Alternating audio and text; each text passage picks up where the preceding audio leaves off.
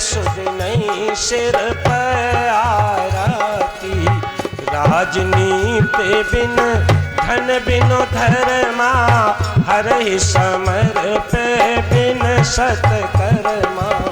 विद्या बिन विवेक उपजाए, श्रम बहु किए बड़े फल पाए। राम सिया जय, राम सिया जय, राम सिया जय, राम सिया जय। रावण को जाकर शूर्पणखा ने झकझोर के रख दिया। करस पान, आलस्य और प्रमाद ने तुझे इतना घेर लिया है, विषयों का पान करते करते रात दिन पड़ा रहता है। तू जानता मैं तू इसलिए घमंड में रहता है कि तेरा बहुत बड़ा, बहुत ध्यान से सुनो, तेरा बहुत बड़ा राज्य है, लेकिन राज्य हो और नीति न हो तो उसका राज नाश को प्राप्त हो जाता है। तेरे पास नीति नहीं है, तेरा राज्य नहीं बचेगा। धन बिन धर्मा, धन हो और धर्म नहीं हो, उस धन का नाश हो जाता है। ब्रह्मा जी नहीं बचा सकते। तेरे पास धर्म नहीं है, तेरा धन का भी नाश हो जाएगा।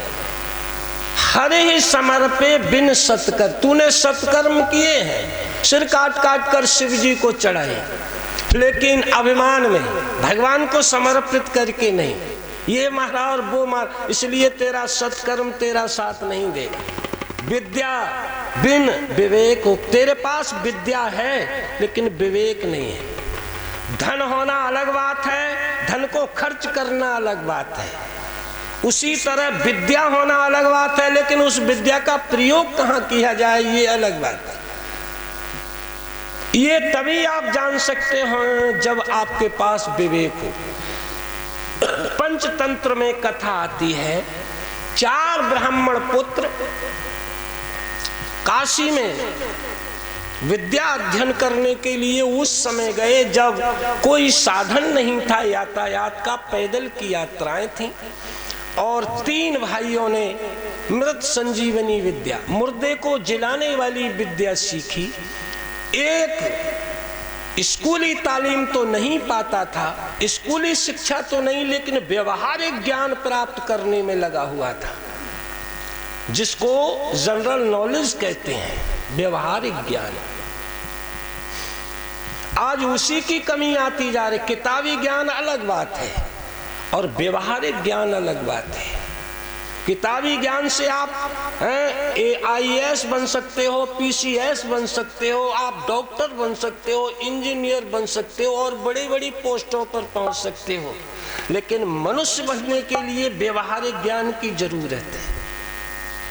याद रखो, वो आपको तभी प्राप्त होगा जब आपको जनरल नॉलेज होगी, और तभी आप मनुष्य कहलाने के अधिकारी बनेंगे। और वो कब होगी? जब आपका विवेक जागृत होगा।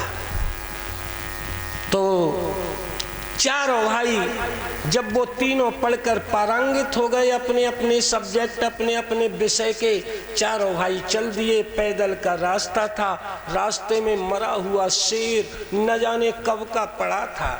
तीनों भाई प्रसन्न हो गए कि गुरुजी से जो विद्या सीखी है हमने, मुर्दे को जिलाने वाली, आज परीक्षण करने के लिए मुर्दा मिल गया। तो वो बिना पढ़ा लिखा बोला, भैया लंबा जीवन है, रास्ता भी लंबा है, न जाने कितने मुर्दे मिलेंगे, किसी आदमी को जिला लेना और किसी को जिला लेना, इस शेर को मत जिलाओ। वो तीनों बोले, तू तो इसलिए जलता है कि पढ़ा लिखा नहीं, अलग बैठ। वो अलग बैठ गया। तीनों ने उस शेर के एक एक हड्डी को, एक एक पसली को इकट्ठा करके जोड़ा और मंत्र के प्रभाव से सब जोड़ दिया। दूसरे ने उसके ऊपर त्वचा पूरित कर दी, यानी खाल पूर दी। तीसरा हाथ में जल लेकर